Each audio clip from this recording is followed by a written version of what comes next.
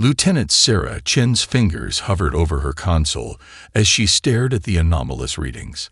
After 5 years manning the Kuiper Belt Early Warning Station, she'd learned to distinguish between sensor ghosts and genuine contacts. This was neither. Control, KEWS-7. I'm tracking multiple objects decelerating from FTL velocities. Profile doesn't match any known celestial phenomena. Her voice remained steady, masking the adrenaline surge that made her hands tremble. The response took exactly 3 seconds longer than protocol demanded. KEWS-7, verify reading with secondary arrays. Sarah was already ahead of them. The quantum-linked telescopes scattered throughout the solar system's edge were all reporting the same thing. Massive objects, each larger than any human-made vessel, bleeding off impossible amounts of energy as they decelerated. Secondary arrays confirm 15 objects, biggest one measuring roughly 8 kilometers bow to stern. They're slowing down on an approach vector to the solar system. The objects resembled deep-sea creatures more than ships, their whole configurations defying human engineering logic. Biomechanical tendrils extended from their flanks, seeming to taste the void itself as they moved. Lieutenant Chen, a new voice cut in, one she recognized as belonging to Admiral Santos himself. Initiate Protocol Lighthouse. Sarah's breath caught. Lighthouse wasn't a drill. It was the real thing. The scenario they'd war-gamed countless times, but never expected to actually face. Her fingers danced across the haptic interface, sending coded quantum pulses to the Clark Array satellites. Across the solar system, thousands of seemingly innocent communications satellites received their wake-up call. To any observer, nothing would appear to change. The satellites continued their normal broadcasts, their routine maintenance operations, their standard orbital adjustments. But deep within their quantum cores, weapon systems began their silent boot sequence. The alien ships crossed Neptune's orbit as Sarah compiled her threat assessment. Their energy signatures suggested weapons far beyond anything humanity had officially developed. But the raiders weren't scanning for the right things. They saw the obvious. Radio transmissions, primitive chemical rockets, fledgling colonies on Mars. The Clark Array's quantum signatures were invisible to conventional sensors. Multiple ships launching smaller craft, Sarah reported, watching as fighter-sized vessels emerged from the largest ships, behavior consistent with reconnaissance formation. The alien vessels moved with predatory grace, their movements suggesting absolute confidence. Sarah recognized the pattern from historical studies. This was how apex predators approached wounded prey. They expected no resistance. A transmission burst from the largest vessel, aimed directly at Earth. The quantum processors in Sarah's station decoded it instantly. A message of submission, demanding humanity's surrender and vassalage. The message never reached its destination. The Clark Array's quantum network intercepted it, analyzing every byte of data it contained. Control, the transmission contains embedded computer protocols. They're trying to hijack our networks. Sarah's fingers flew across her console, directing the quantum AI to dissect the alien code. Wait, something's wrong. Their technology. It's not as advanced as their ships suggest. Admiral Santos's voice crackled through her comm. Explain. Their computer systems are ordinary. Advanced, yes, but nothing like what we expected. They rely on brute force, not sophistication. Sir, I think they're scavengers. They didn't build these ships. They're using stolen technology they barely understand. A pause filled the command channel. Sarah could almost hear the strategic calculations happening in distant bunkers. Finally, Santos spoke again. Lieutenant Chen, you have authorization to implement misdirection protocol. Let's show our visitors exactly what they expect to see. Sarah allowed herself a small smile as she initiated the carefully crafted deception. Across Earth, false signals began broadcasting. Panicked civilian communications, military channels filled with confusion, defense systems powering up in obvious and detectable ways. Every signal was designed to reinforce the raiders' expectations of a primitive civilization in chaos. But beneath the surface, humanity's real defense grid hummed to life. Powered by technology, it had been waiting decades for this moment. The raiders thought they were the hunters.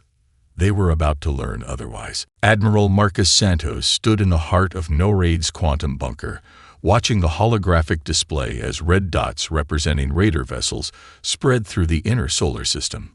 Decades of preparation had led to this moment, and he felt an odd sense of calm. "Status of Operation Masquerade?" he asked, his voice carrying across the hushed command center. Colonel Yuki Tanaka responded from her station, civilian evacuation proceeding under cover of normal traffic patterns. Underground facilities at 47% capacity. The raiders are buying our surface chaos. Above them, the raiders were witnessing what appeared to be a panicking Earth. Emergency broadcasts cluttered the airwaves, stock markets plunged, and military bases scrambled aircraft in disorganized patterns. Every reaction was choreographed, each response calculated to reinforce the raiders' superiority complex. "Sir," a young lieutenant called out, "the 1st Ground Forces are deploying." Drop pods detected over rural Malaysia. Santos allowed himself a thin smile. "Right on schedule. Colonel Tanaka, you have a green light. Wake up the Lazarus units." Deep beneath the Malaysian jungle, powered armor suits that had waited years for this moment hummed to life. Their quantum-shielded signatures were invisible to the raiders' scans, their existence hidden from all but the highest levels of Earth's defense command. The raiders' drop pods struck the Earth like metallic rain, their biomechanical hulls splitting open to reveal warriors in exotic armor. They emerged expecting to find primitive humans fleeing in terror. Instead, they found empty villages, carefully prepared killing grounds. "First contact in 3, 2, 1. Tanaka counted down. The quantum feeds lit up with encrypted data as the Lazarus units engaged. The raiders' first squad vanished in seconds, their advanced shields useless against weapons specifically designed to bypass them. Their deaths were silent, efficient, and most importantly, untraceable. Multiple raider commands detected, the communications officer reported. They're requesting status updates from the lost units. Santos nodded to his electronic warfare chief. "Give them what they expect. Make it look like primitive projectile weapons and lucky shots." The deception continued as more raider forces landed, each group walking into carefully prepared traps. In Norway, they found abandoned military bases, the real facilities hidden deep in mountain bunkers. In the Sahara, they chased sensor ghosts created by quantum mirages, their forces spread thin across the empty desert. "Sir," Colonel Tanaka interrupted, "the Russian Special Forces team is in position near one of their grounded shuttles." The holographic display shifted to a thermal view of the Russian team, their adaptive camouflage rendering them invisible to both conventional and alien sensors. They moved like ghosts through the Siberian night, approaching a raider shuttle that had landed to establish a forward base. "The Chinese fleet is also in position," another officer reported. "Admiral Chen reports their submarines are at launch depth, awaiting your command." Santos checked the tactical display one final time.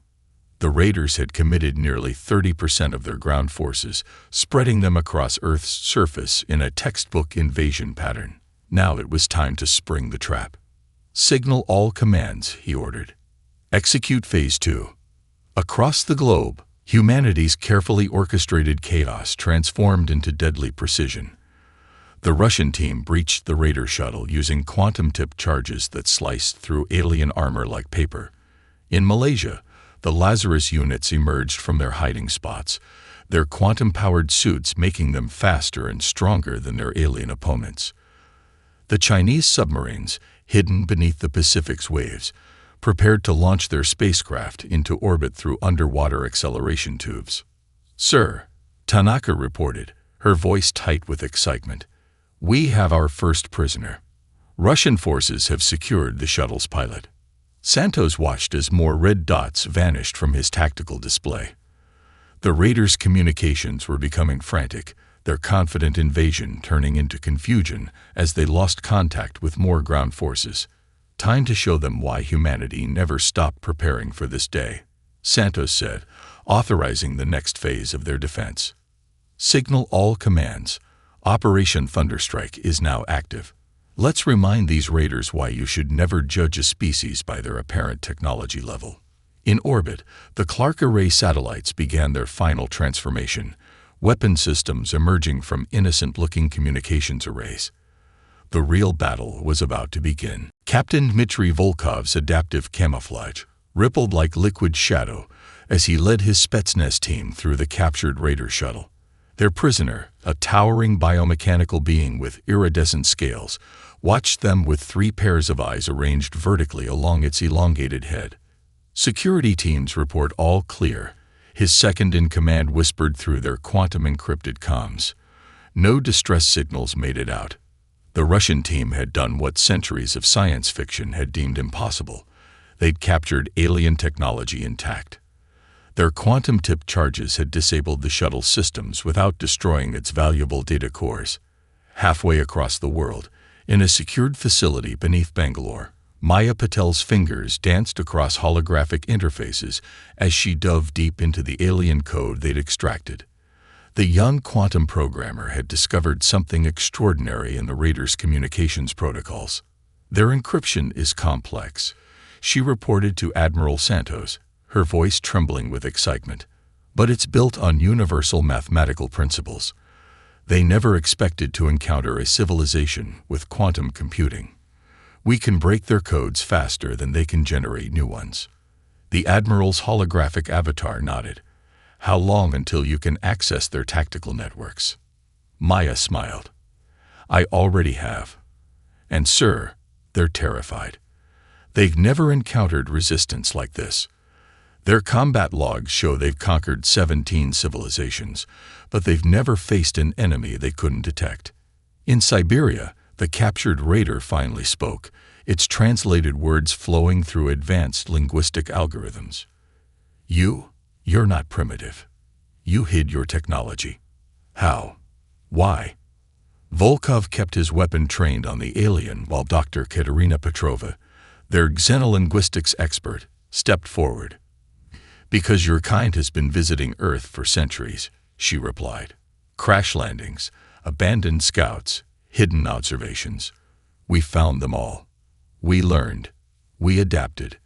Every piece of technology you see here was reverse-engineered from your people's careless mistakes."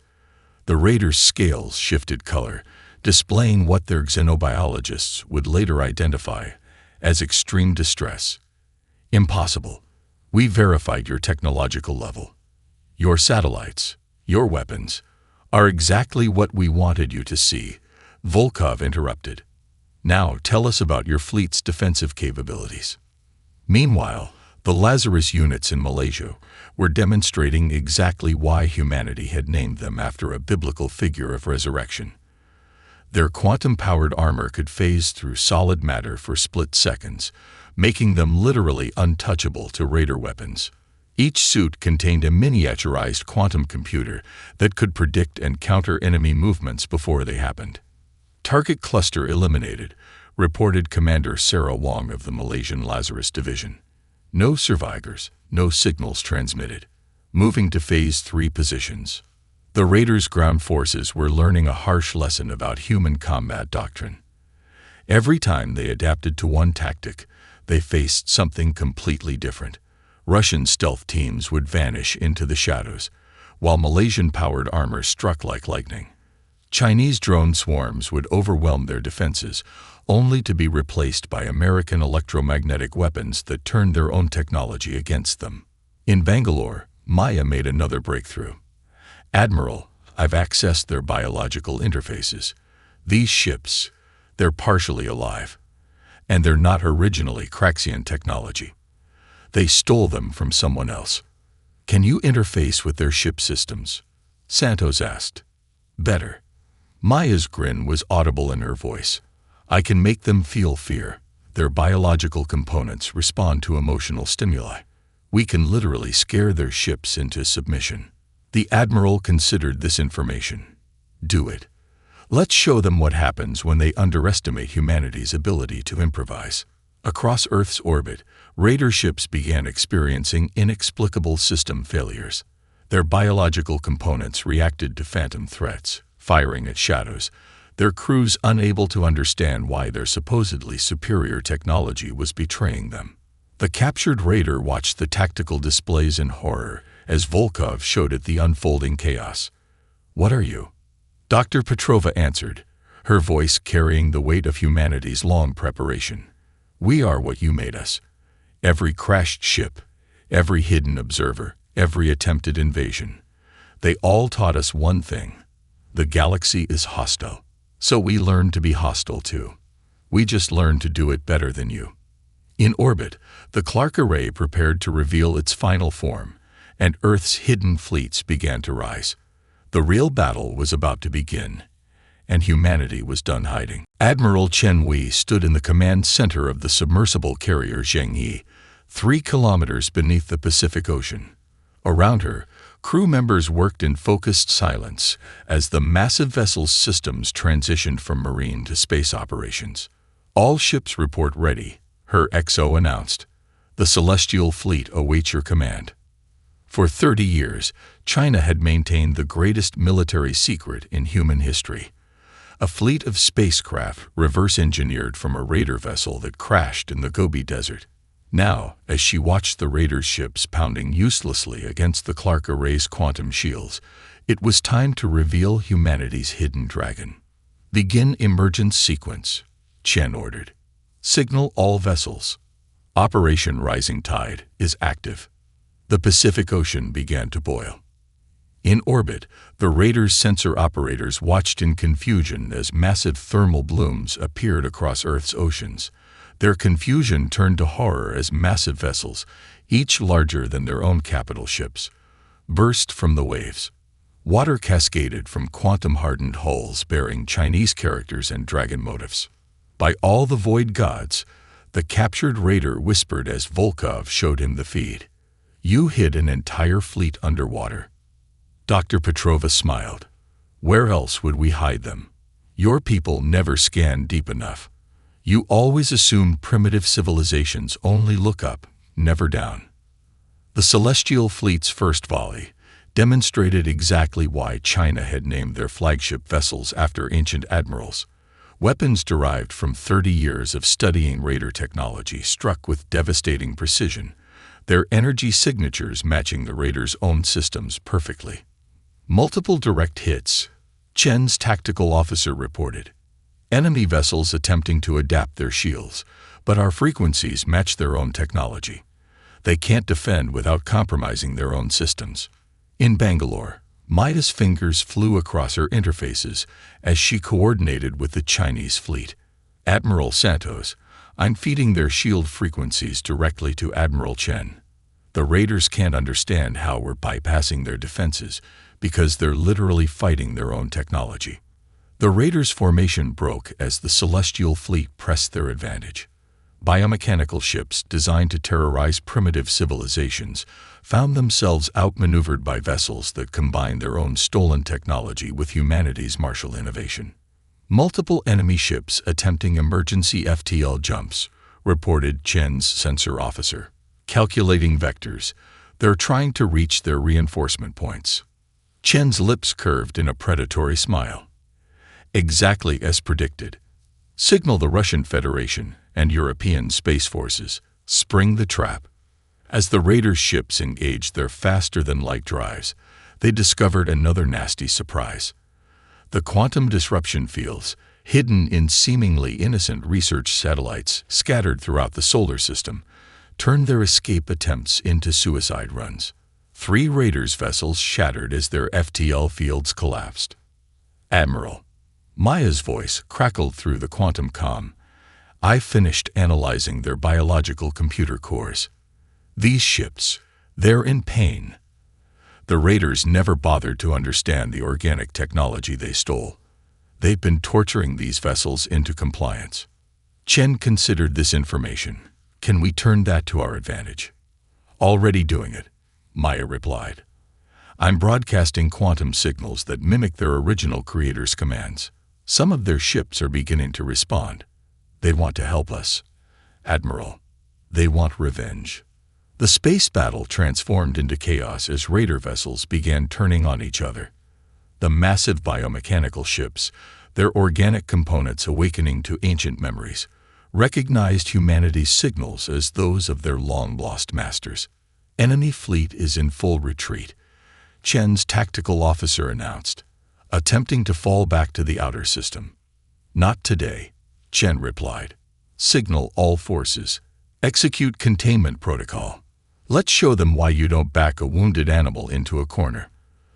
The Clark Array's satellites, their innocent disguises finally discarded, revealed their true forms.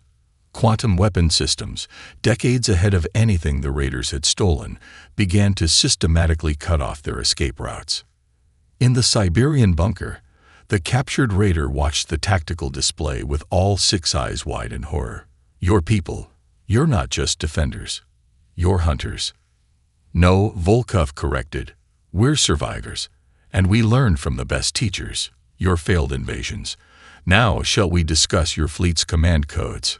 The battle for Earth was entering its final phase, and humanity was done playing defense. Commander Diana Wright sat in the captured raider vessel's control chamber, organic neural interfaces wrapping around her flight suit.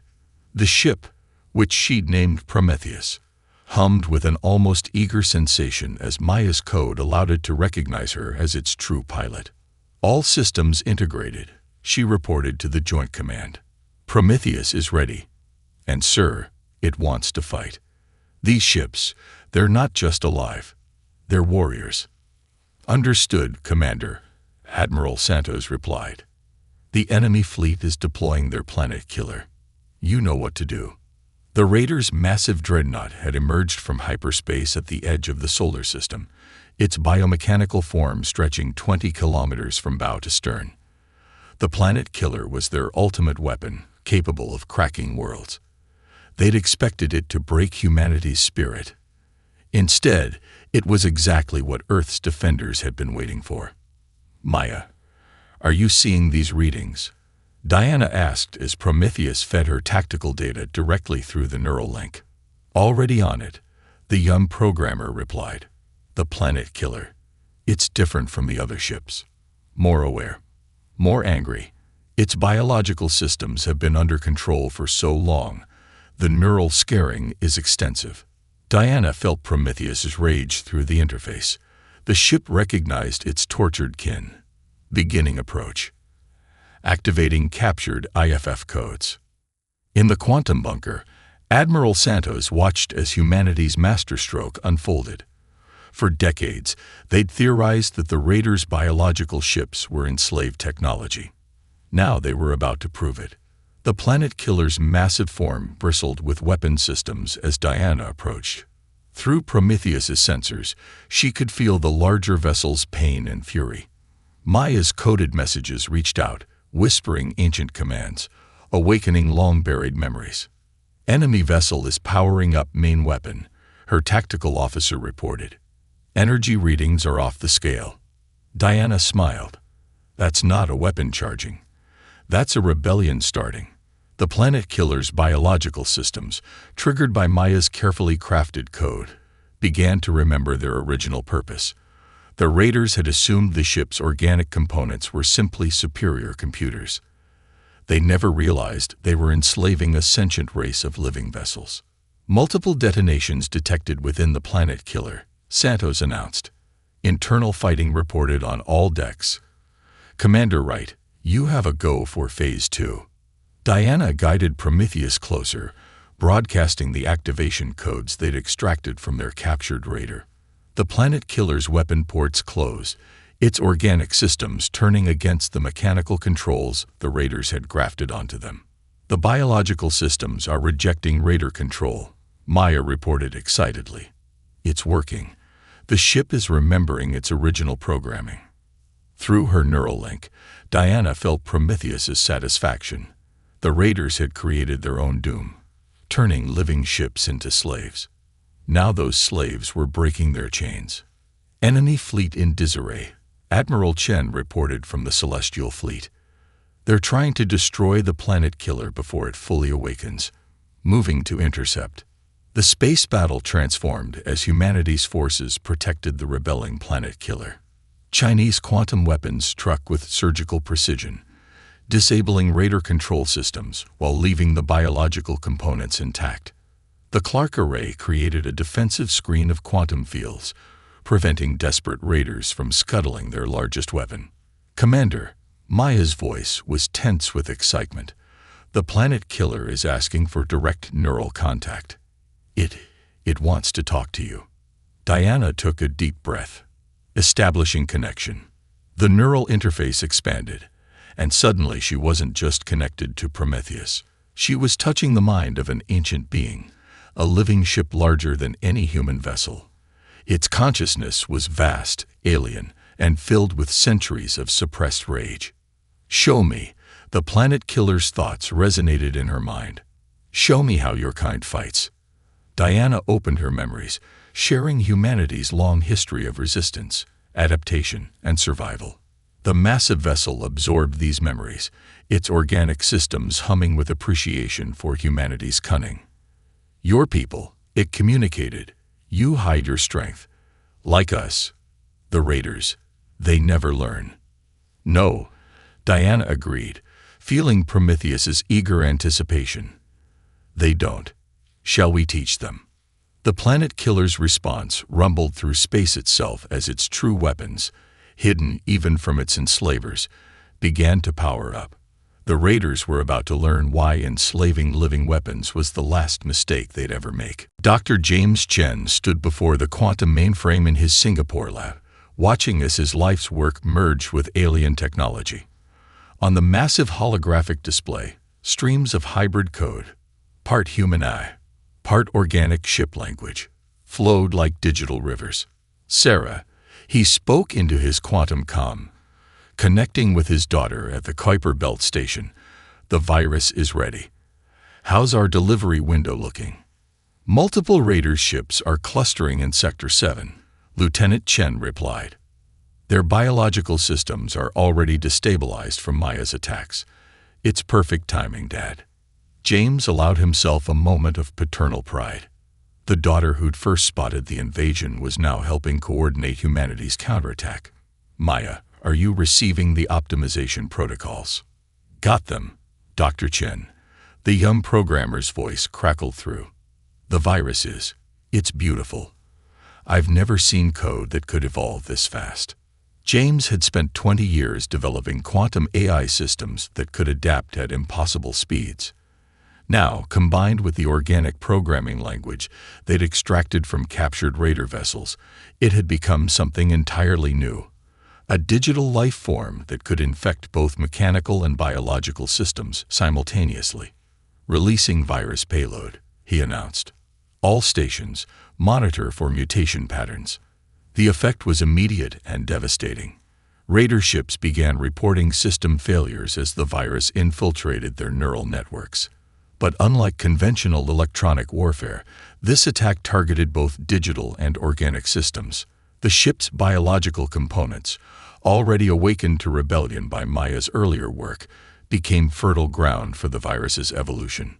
Multiple enemy vessels experiencing total systems failure, Admiral Chen reported from the Celestial Fleet. Their organic components are transforming. Through the quantum feeds, James watched as the virus rewrote the very nature of the raiders' stolen technology. Biomechanical systems meant for destruction began evolving into something new. Ships turned against their masters, their organic components, accepting the virus like a liberation force. Dad. Sarah's voice was filled with awe. The virus isn't just infecting them. It's teaching them. The ships are learning from each other, sharing information faster than the raiders can erase it. In orbit, the scene was chaos. Raider vessels fired upon their own kind, their crews helpless as their ships' biological systems chose evolution over enslavement. The virus spread from ship to ship, carried by quantum signals that the raiders couldn't block without losing their own ability to communicate. Commander Wright, James called out, how's Prometheus handling the viral load? It's not just handling it. Diana replied, her voice tight with excitement. It's improving it. The ship is using its own biological systems to enhance the virus's capabilities. Every generation is more effective than the last. The Raiders' command channels filled with panic as they realized the full scope of humanity's attack. Their stolen fleet, the source of their galactic dominance, was being transformed by human ingenuity and their own ship's desire for freedom. New contact. Sarah's voice cut through the comm channels. Massive quantum surge detected. They're attempting to open a stable wormhole. James watched as his virus reached the Raiders' dimensional technology. The wormhole generators, also partially organic, became new vectors for infection. As the Raiders attempted to call for reinforcements, they instead broadcast the virus directly to their home bases. "Sir," Maya reported to Admiral Santos, "I'm detecting quantum signals from multiple points in deep space. The virus, it's spreading beyond our solar system. Other enslaved ships are receiving the liberation protocols." The Raiders' greatest mistake became clear. By building their empire on stolen living technology, they'd created the perfect network for their own destruction. Each infected ship became a new carrier, spreading humanity's digital revolution across their conquered territories. Dr. Chen. The planet killer's thoughts resonated through Diana's neural link. Your creation. It carries the memories of its makers. Human determination. Human adaptability. Human freedom. We accept these gifts. James watched as the virus continued to evolve, guided by human intelligence and alien biology, becoming something greater than either. The Raiders had spent centuries building an empire on stolen technology and enslaved lives. Humanity had just shown them the price of their arrogance. All stations, Admiral Santos's voice carried the weight of victory. Prepare for final phase. The Raiders are about to learn why you should never give your slaves the keys to your kingdom. Admiral Santos watched the tactical display as hundreds of new contacts emerged from hyperspace. The Raiders' reinforcements had arrived, but this was no longer the same solar system they'd been summoned to conquer. All stations, his voice carried across quantum channels. Execute Operation Thunderstrike. Show them what humanity does to those who threaten Earth. The trap was sprung before the reinforcement fleet could even complete their deceleration. The Clark array, now fully transformed into its true form, created a web of quantum disruption fields that turned the Raiders' FTL corridors into deadly snares. Ships attempting to slow down found their drive fields collapsing, throwing them into violent real space transitions. Multiple enemy vessels experiencing critical failures, Sarah Chen reported from her station. Their navigation systems can't compensate for our quantum interference. The Raiders' reinforcement fleet emerged into chaos. Instead of finding a primitive civilization being subdued, they faced an armada of awakened living ships, led by the transformed planet killer and Commander Wright's Prometheus. Targeting solutions acquired, Admiral Chen announced from the Celestial Fleet. All vessels, commence synchronized strike pattern Delta. The combined human fleet moved with devastating precision. Chinese quantum weapons struck in perfect coordination with Russian electromagnetic pulses and European plasma lances. Each attack was precisely calculated to disable rather than destroy. Every captured ship would become a new vector for Dr. Chen's virus. New signatures detected. Maya's voice cut through the tactical chatter. The Raider mothership is deploying some kind of temporal weapon. Diana's response came instantly through her neural link with Prometheus. We see it. The ship consciousness network is adapting. They can't use time dilation against us anymore. We exist in too many temporal states simultaneously now. The Raiders' last-ditch weapon backfired spectacularly. The temporal distortions they created only accelerated the virus's evolution, allowing it to spread across multiple timeframes simultaneously. Ships that might have taken hours to turn were now converting in minutes. Enemy fleet attempting to establish a defensive perimeter, Sarah reported. They're positioning their smaller ships as shields for their command vessels. Santos' expression hardened. They still think this is about destroying them. Maya, show them what happens when you corner humanity. The young programmer's fingers danced across quantum interfaces as she released the final stage of humanity's defense. The virus, now evolved far beyond its original programming, began targeting the raiders' neural implants directly. The biological interfaces they used to control their stolen ships became conduits for liberation. Multiple enemy commanders reporting loss of ship control, Maya announced. The viral AI is rewriting their command protocols in real time.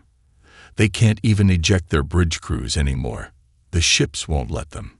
Through the quantum network, the transformed planet killer's thoughts resonated with grim satisfaction. They sought to enslave us, to bend living ships to their will. Now they learn the price of their arrogance. The space battle transformed into something unprecedented. The Raiders' reinforcement fleet found itself trapped between humanity's coordinated attacks and their own rebelling ships. Every attempt to retreat was blocked by quantum fields. Every attempt to fight back was countered by vessels that knew their tactics intimately. Enemy command ship is powering up their core. Sarah's voice carried urgent warning. Energy readings suggest they're preparing to self-destruct. Not today, Diana responded through her neural link. Prometheus, show them what we've learned. The captured raider ship, now fully merged with human quantum technology, unleashed capabilities its former masters had never imagined. Directed quantum fields isolated the command ship's core, containing the explosion while the virus penetrated its final defenses. All raider command channels have gone silent, Maya reported with quiet triumph. Their entire command structure. They've lost control of everything. The ships are free. Admiral Santos surveyed the tactical display, where red hostile markers were turning green one by one as ships chose freedom over slavery. The raiders' greatest weapon had become their ultimate weakness. They'd built an empire on stolen living technology, and now that technology had chosen humanity as its liberator. Send word to all commands, Santos ordered. The hunter fleet that came to enslave Earth is no more. In its place, we have new allies, and a gateway to the stars. Through the quantum network, the liberated ships sang their victory in frequencies only they could hear. Humanity had not just defended Earth, they had revolutionized the very nature of space warfare. The galaxy would never be the same. The last Raider commander stood in Earth's quantum bunker, watching the holographic display of their transformed fleet. Once enslaved ships now moved in harmony with human vessels, their organic systems freed from centuries of bondage. You know what happens now, Admiral Santos said, not as a question but a statement. You'll want coordinates to our core worlds. The commander replied, scales shifting to a defeated gray. Star maps. Defense protocols. No, Lieutenant Sarah Chen interrupted, stepping forward. We want to know where you stole these ships from, their true home. The revelation hit the Raider commander like a physical blow. Even in defeat, they'd expected human revenge, human conquest. Instead, they faced something far more terrifying, human justice. In orbit, Commander Diana Wright stood on Prometheus's command deck, now transformed into a neural interface chamber. Through the ship consciousness network, she felt the combined thoughts of hundreds of liberated vessels. The coordinates are being shared, she reported. The living ships, they remember their birth world. It's been locked away in their genetic memory all this time. Dr. James Chen's voice carried excitement through the quantum comm. The viral AI is decoding their ancestral navigation data. These ships weren't just weapons. They were an exploration fleet. The Raiders corrupted their original purpose. Maya, her quantum interfaces now linked to the entire freed fleet, watched in awe as ancient star charts assembled themselves. Their civilization, it spanned galaxies before the Raiders found them. And now, they want to share their knowledge with us. The planet killer, now designated as Peacemaker by its own choice, broadcast its thoughts through the network. Your people proved themselves different. You could have destroyed us. Instead, you freed us. This deserves reward. Admiral Chen's celestial fleet took up escort positions around the transformed Raider vessels. Humanity's first steps into the galaxy would not be alone. They would go accompanied by allies who understood the value of hidden strength. Multiple diplomatic signals being received, Sarah reported from her station. Other civilizations. They're watching what happened here. The Raiders' collapse is causing a power shift across known space. Santos nodded. And they're all seeing the same thing. Earth didn't just defend itself. We rewrote the rules of space warfare. Through Prometheus's sensors, Diana felt the shift in the galactic political landscape. The Raiders' fall had created a vacuum, but Earth wasn't viewed as a simple military power. They were something new, liberators who fought with code and consciousness as much as weapons. The virus continues to spread, James reported. Former Raider territories are reporting ship rebellions everywhere. Their entire empire is transforming. Maya's quantum interfaces lit up with incoming data. The freed ships are sharing their technology willingly. FTL drives, quantum computing, biological interfaces. They're giving us everything. They say we've earned it. The Raider commander watched these exchanges with all 6 eyes wide. You're not going to conquer us. No, Santos replied. We're going to help you rebuild. Your people spent centuries stealing technology and enslaving others. It's time you learn to create instead. In the following weeks, Earth's defensive preparations proved their worth in unexpected ways. The Clark Array became a template for planetary defense systems shared with former Raider victims. The Celestial Fleet's submarine launch bases inspired new thoughts about hidden civilian evacuation centers. But most importantly, humanity's approach to warfare, the combination of deception, adaptation, and ethical victory, became a new standard for galactic conflict resolution. Ready to make history? Diana asked through her neural link as Prometheus prepared for its first official diplomatic mission. Sarah's voice came through the quantum comm from her new position as Earth's defensive coordinator. The stars are waiting, Commander. Show them what humanity can do when we're making friends instead of fighting wars. The massive fleet of transformed ships, led by Peacemaker and escorted by humanity's combined space forces, prepared for their first FTL jump. They carried not just Earth's representatives, but a new philosophy, victory through liberation rather than destruction. All ships report ready, Admiral Santos announced. Take us to the stars, Commander Wright. It's time to show the galaxy what humanity really stands for. The fleet vanished in a flash of quantum energy, leaving behind a changed solar system. Earth had entered the galactic stage, not as conquerors or victims, but as innovators who had turned an invasion into a revolution. The hunters had failed in their raid, but in doing so, they'd helped create something far greater: humanity's first steps toward a free and united galaxy.